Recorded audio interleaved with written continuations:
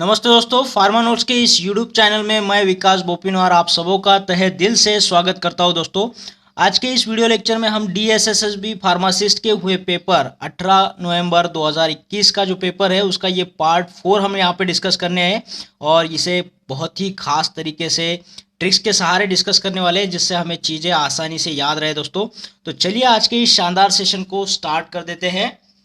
देखिए यहाँ पे पूछा है the microbial action of mercury chloride is attributed to the inhibition of enzyme having group. देखो यहाँ पे मर्क्यूरी क्लोराइड का कोई एंटी माइक्रोबियल एक्शन है जो माइक्रोबियल के कोई एंजाइम को इनहिबिट करता है। वो एंजाइम बताना है जिसमें कौन सा ग्रुप होता है, जिस ग्रुप के होने की वजह से ये मर्क्यूरी क्लोराइड अपना एंटो माइक्रोबियल एक्शन वहां पे बताएगा और उस एंजाइम का काम रोक देगा। दोस्तों, तो यहाँ पे ऑप्शन देखो, सल्फ हाइड्रिल सल्फोन या फिर हाइड्रोक्सिल या फिर अमाइड ग्रुप, कौन सा जो ग्रुप है यहाँ से जो एंजाइम में प्रेजेंट होना बहुत ज़रूरी है ताकि मर्क्यूरी क्लोराइड के एंटी माइक्रोबियल एक्शन हमें मिले उस एंजाइम को इनहिबिट करके। ठीक है, तो यहाँ से सही जवाब क्या लिखोगे दोस्तों? तो देखो यहाँ से सही जवाब करना है आपने ये option A, sulph hydryl group. अब इसे याद कैसे रखोगे? देखो यहाँ पे इंजमाम उल हक जो है सभी को पता है, एक क्रिकेटर है, पाकिस्तानी क्रिकेटर, तो उनके नाम से हमने यहाँ पे ये इसका ट्रिक्स बनाया है। देखो इंजमाम उल हक जो है तो इन्होंने अपना मार्च एंड राइड यानी जो भी एक्सरसाइज है मार्च एंड राइड वो करना छोड़ दिया है, तो इनके साथ में कोई भी सेल्फी या फिर रील बनाना पसंद नहीं करेगा, है ना। तो इंजमाम से हम यहाँ पे एंजाइम को याद रखेंगे, मार्च राइड से हम मर्क्यूरी क्लोराइड को याद रखेंगे। ठीक है, मर्क्यूरी क्लोराइड बोलिए तो मर्च एंड राइड आपको याद रहेगा, मर्क्यूरी क्लोराइड। और ये इंजमाम से इंजाइम, और सेल्फी एंड रील नहीं बना रहा है, selfie and reel, selfie and reel से हमें सल्फ हाइड्रिल ग्रुप को याद रखना है। जो भी एंजाइम के अंदर सल्फ हाइड्रिल ग्रुप प्रेजेंट होगा तो उस एंजाइम जो एंजाइम है एंटी माइक्रोबियल माइक्रोब के अंदर, तो वहां पे ये मर्क्यूरी क्लोराइड अपना एंटी माइक्रोबियल एक्शन दिखाएगा उस एंजाइम को इनहिबिट करके जो एंजाइम सल्फ हाइड्रिल ग्रुप प्रोजेस करेगा। दोस्तों, ठीक है, तो यहाँ से ये आपने याद रखना है, मर्क्यूरी क्लोराइड के एंटी माइक्रोबियल एक्शन कब मिलती है? जबकि उस एंजाइम में सल्फ हाइड्रिल ग्रुप प्रेजेंट होता है तभी मिलती है ना। नेक्स्ट सवाल है the most common emulsifying agent used in parenterals. Parenterals के अंदर बहुत ही कॉमन एमल्सिफाइंग एजेंट जो है उसका नाम बताइएगा। ऑप्शन देखो, मिथिल सेल्यूलोज, जिलाटिन, लेसिथिन या फिर बोरैक्स। तो यहाँ से सही जवाब है दोस्तों ये ऑप्शन सी, लेसिथिन। देखो इसका ट्रिक है, पेरेंट्स है तो पेरेंट्स काफ़ी थक चुके तो उनको हमने एमल्शन पिलाया है ना। एमल्शन में क्या पिलाया भैया? लस्सी दी थी, लस्सी दी थी, है ना। पेरेंट्स को क्या दिया हमने? लस्सी दी थी, तो लस्सी से लस्सी दी थी तो या फिर लस्सी थी या फिर लस्सी दी, तो इससे हम याद रख सकते हैं लेसिथिन, है ना। किसको दिया हमने? हमारे पेरेंट्स को जो थक चुके हैं उनको हमने एमल्शन के तौर पर क्या पिलाया? लस्सी, तो लेसिथिन याद रह जाएगा, पेरेंट्स से पेरेंटल्स याद रह जाएगा।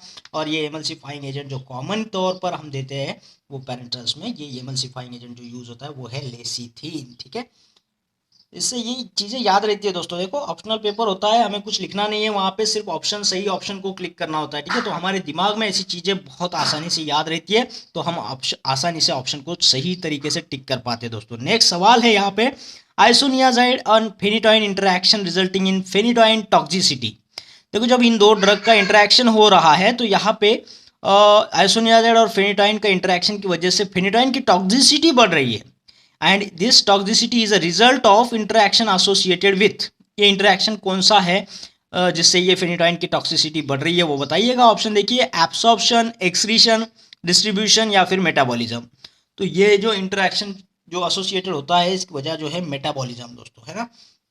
तो यहाँ से ट्रिक देखिए आप, एक मूवी आया था फाइंडिंग फैनी करके, है ना। तो ये फैनी जो हमने यहाँ लिखा है वो फेनिटोइन के लिए लिखा है।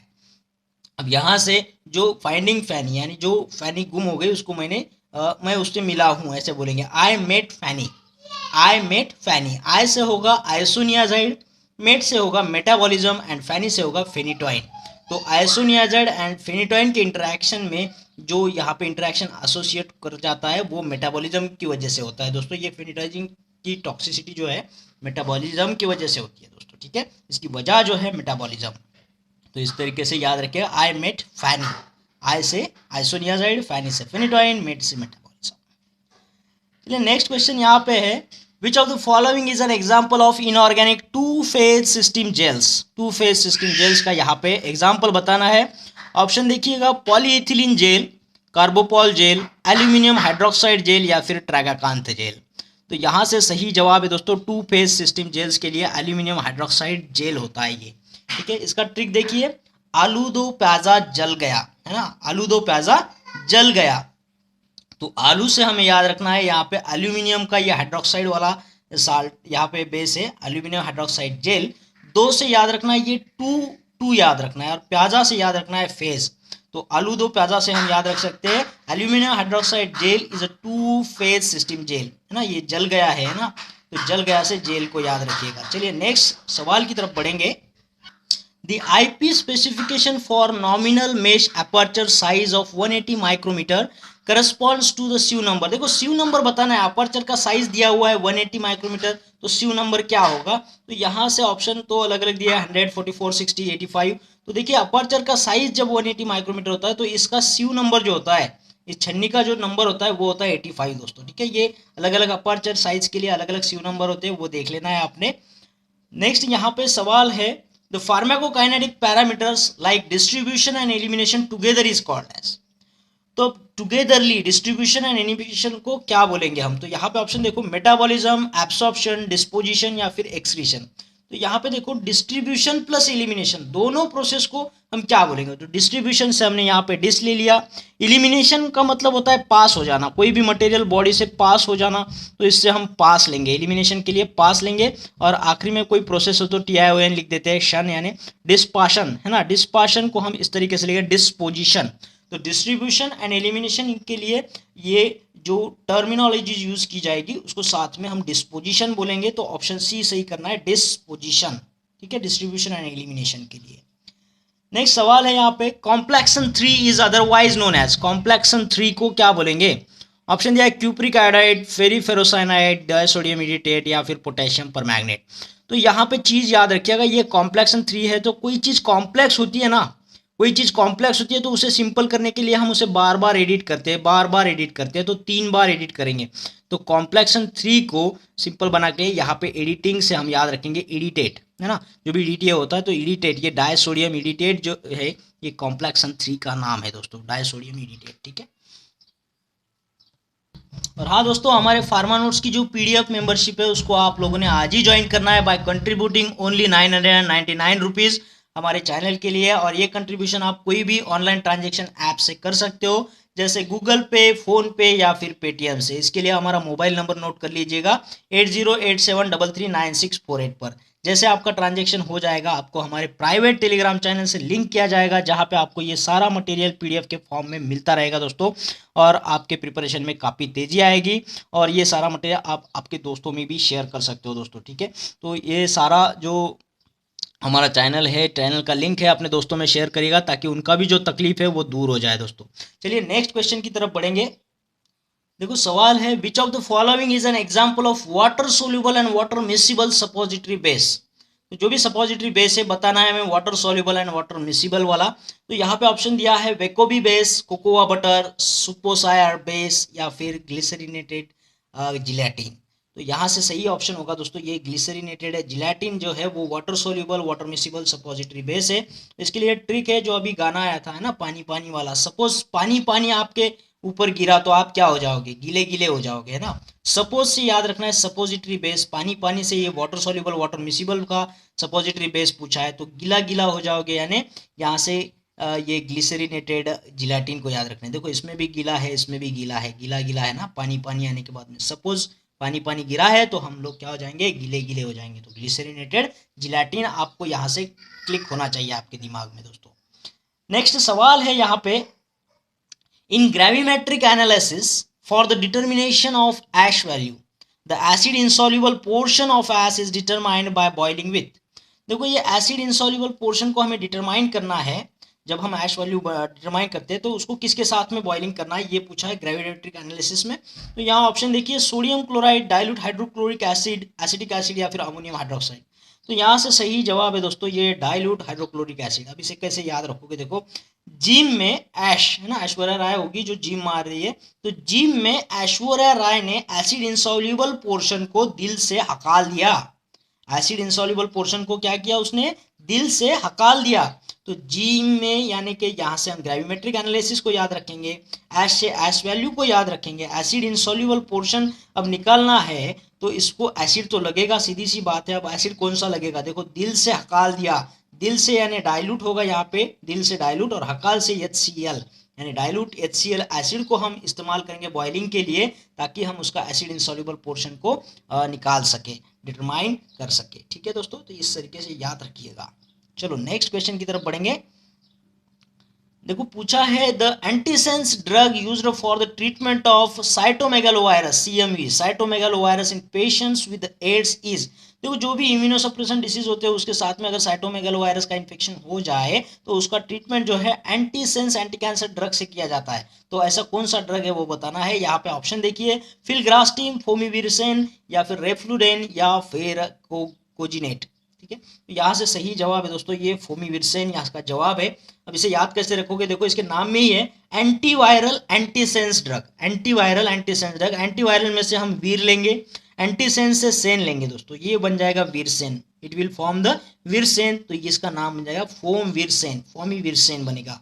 और ये फोमिविरसेन किसी व्यक्ति के नाम से जुगाड़ करेंगे तो ये देखने गया है सी द मूवी, ये कहाँ गया है, मूवी देखने के लिए, टू सी मूवी। तो सी से सी, मूवी से यमवी करेंगे तो CMV यानी cytomegalovirus infection in immunosuppression disease जो है एड्स के जैसे, तो उसमें हम ट्रीटमेंट के लिए क्या देंगे, एंटीसेंस एंटीवायरल ड्रग जिसका नाम है फोमिविरसेन। ठीक है, तो इससे आपने याद रखना है यहाँ पे fomivirsen antisense anti cancer treatment के लिए। नेक्स्ट सवाल है यहाँ पे, the specialised cells known as astrocytes, astrocytes, astrocytes are present in which of the following biological barriers in the body. कहाँ पे इसका लोकेशन है, एस्ट्रोसाइट्स के बॉडी में हमारे कहाँ पे इसका लोकेशन है बताइएगा। ऑप्शन देखो यहाँ पे, blood cerebrospinal fluid barrier, capillary endothelial barrier, blood brain barrier, या फिर सेल मेम्ब्रेन बैरियर। तो ये एस्ट्रोसाइट्स जो है, साइट्स का मतलब होते हैं सेल्स, तो एस्ट्रो सेल्स कहाँ होंगे, एस्ट्रोसाइट्स वाले सेल्स कहाँ होंगे, तो इसका सही जवाब है दोस्तों ये ब्लड ब्रेन बैरियर के पास में होते हैं। ठीक है, अब इसको याद रखो, एस्ट्रोनॉट है ये, है ना, ये क्या है, एस्ट्रोनॉट। और एस्ट्रोनॉट बनने के लिए क्या लगता है, ब्रेन लगता है दोस्तों, है ना, एस्ट्रोनॉट बनने के लिए क्या लगेगा, ब्रेन। तो एस्ट्रोसाइट जैसे सेल्स कहाँ पे होंगे, ब्रेन के पास में, यानी कि ब्लड ब्रेन बैरियर को याद रखिएगा दोस्तों, ब्रेन से बी होगा और यहाँ पे ट्रिपल बी है, तो ब्लड ब्रेन बैरियर में क्या होता है, एस्ट्रोसाइट्स प्रेजेंट होते हैं दोस्तों। ठीक है, ये बहुत इंपॉर्टेंट सवाल है, काफी एग्जाम में पूछा जा चुका है। चलिए नेक्स्ट क्वेश्चन की तरफ बढ़ेंगे। नेक्स्ट सवाल है यहाँ पे, the blood protein in which vitamin B12 binds is. देखो ब्लड प्रोटीन जो भी है उसके कहाँ पे, उसके कहाँ पे ये विटामिन B12 अगर देते हैं तो वो बाइंड हो जाएगा। ब्लड प्रोटीन को कहाँ पे, कौन सी जगह पे ये विटामिन B12 बाइंड होता है वो बताइएगा। तो ऑप्शन देखो यहाँ पे, alpha 2 acid glycoprotein, alpha 2 globulin, alpha 1 globulin, या फिर अल्फा 1 एसिड ग्लाइकोप्रोटीन। तो कौन से यहाँ पे ग्लाइकोप्रोटीन दिए हुए हैं, ये ब्लड प्रोटीन दिए हुए हैं एग्जाम में हमें, एग्जाम्पल के तौर पर यहाँ पे ऑप्शन के तौर पर ब्लड प्रोटीन। तो कौन से ब्लड प्रोटीन को विटामिन B12 बाइंड होता है वो बताइएगा। ठीक है, B12 कौन से ब्लड प्रोटीन को बाइंड होगा यहाँ पे, तो ऑप्शन सी सही करना है। यहाँ पे अल्फा 1 ग्लोबुलिन को विटामिन B12 बाइंड करता है दोस्तों। देखो ये ग्लोबुलिन है, ये ब्लड प्रोटीन जो है वो ग्लोबुलिन है, तो ये हमने ग्लोब बना दिया है ना, हमारा जो ग्लोब होता है पूरा पृथ्वी हमने यहाँ पे बना दिया। तो ये मुझे घड़ी की तरह दिख रहा था, ये मुझे घड़ी की तरह दिख रहा था, तो मैंने इसको विटामिन B12 को मैंने 12 बजते हैं वहां पे लिख दिया, जहाँ पे घड़ी में 12 बजते हैं वहां पे मैंने विटामिन B12 को लिख दिया। अब विटामिन B12 के इर्द गिर्द कौन रहेगा, विटामिन B12 के इर्द गिर्द क्या रहेगा, ये अल्फा 1 रहेगा दोस्तों। यहाँ पे 1 बचता है ना, तो ये अल्फा 1 ही है इसके बाजू में, तो यहाँ से हमने ये अल्फा 1 वाला ग्लोबुलिन को ही टिक कर देना है। ठीक है, ये अल्फा 1 की पोजीशन है, उसी के बाजू में 12 की पोजीशन, यहाँ पे नहीं होती 12 तो यहाँ बचते हैं ना, तो अल्फा 1 के बाजू में ही होगा। तो इससे याद रखिएगा अल्फा 1 ग्लोबुलिन जो ब्लड प्रोटीन है उसको ही ये विटामिन B12 बाइंड करता है दोस्तों। नेक्स्ट है सवाल यहाँ पे, the heavy chain corresponding to immunoglobulin IgA is, immunoglobulin A की जो करस्पॉन्डिंग हेवी चेन है वो बताना है। यहाँ पे देखो option gamma, alpha, mu and eta, तो यहाँ से सही जवाब है दोस्तों अल्फा, अल्फा से A होता है, A से इम्यूनोग्लोबुलिन A को याद रखिए, सीधी सीधी बात है ये, तो ये ऑप्शन बी सही होगा यहाँ से। नेक्स्ट सवाल है यहाँ पे, the T lymphocyte involved in mediating the development of T cells are, इसका सही जवाब बताइएगा। ऑप्शन देखो, सप्रेसर T सेल है, साइटोटॉक्सिक T सेल है, हेल्पर T सेल है, या फिर इंड्यूसर T सेल है। तो यहाँ से सही जवाब क्या करना है दोस्तों, देखो इसके नाम में आपको दिखेगा involved in development of T cell, है ना। तो involved in development of T cell, देखो इन्वॉल्व में इन है, डेवलपमेंट में डी है और यहाँ पे टी सेल है, तो इंड टी हो जाएगा, है ना। इंड टी यानी इंड्यूसर टी सेल्स, तो यहाँ से सही जवाब करना है इंड्यूसर टी सेल्स, है ना। काफ़ी बार हमें सवाल में ही जवाब होते हैं, पर पता होना चाहिए फिक्स जो हम यूज़ कर रहे हैं वो सही है। तो इस तरीके से जब इस्तेमाल करते हैं तो वो याद भी रहता है और सवाल का जवाब भी हम सही तरीके से करके आते हैं दोस्तों एग्जाम में। ठीक है, यहाँ पे आप नेक्स्ट सवाल देखिएगा, which of the following is used for the standardisation in redox titration. Standardisation in redox titration के लिए हम कौन सा यहाँ पे केमिकल यूज करेंगे वो बताइएगा। ऑप्शन देखो, sulphanilic acid, calcium carbonate, ferrous ammonium sulphate या फिर पोटेशियम हाइड्रोजन थैलेट। तो रेडॉक्स टाइट्रेशन है दोस्तों, रेडॉक्स, है ना। रेडॉक्स लाल कलर का बैल है, यानी कि रेड बुल बोल सकते हैं हम इसको। तो रेड बुल को हमने फांसे में फंसाया, रेड बुल को हमने फांसे में फंसाया, रेडॉक्स को हमने फांसे में फंसाया, फांसे में फंसाया से फास को याद रखो। और ये फास का मतलब क्या होगा, फेरस अमोनियम सल्फेट, है ना। एफ से फेरस, ए से अमोनियम और एस से सल्फेट। या फिर रेड ऑक्स का फेस बोलिएगा आप, उसका मुंह जो चेहरा होता है उसको फेस बोलते हैं। तो उससे हम ये याद रख सकते हैं कि स्टैंडर्डाइजेशन इन रेडॉक्स टाइट्रेशन के लिए हमने क्या इस्तेमाल करना है, ये फेरस अमोनियम सल्फेट को यहाँ पे टिक कर देते हो दोस्तों। ठीक है, तो अच्छा, आशा करता हूँ आपको ये सेशन अच्छा लगा होगा, पसंद आया होगा। और अगर ऐसा हुआ है तो इस वीडियो को लाइक करना है, शेयर करना है और कमेंट बॉक्स में कमेंट जरूर करना है दोस्तों। और मेरी उन लोगों से दिल से दरखास्त है दोस्तों, जिन लोगों ने अभी तक चैनल को सब्सक्राइब नहीं किया है, चैनल को सब्सक्राइब कर दीजिएगा और उसके बाद आने वाले बेल आइकन को ज़रूर क्लिक करिएगा दोस्तों। इससे होता क्या है कि आने वाले हर एक वीडियो का नोटिफिकेशन आपको मिलते रहेगा और आपको यूं ही लाभ होता रहेगा दोस्तों। तो फिर मिलते हैं एक और बेहतरीन वीडियो के साथ में, तब तक के लिए थैंक यू।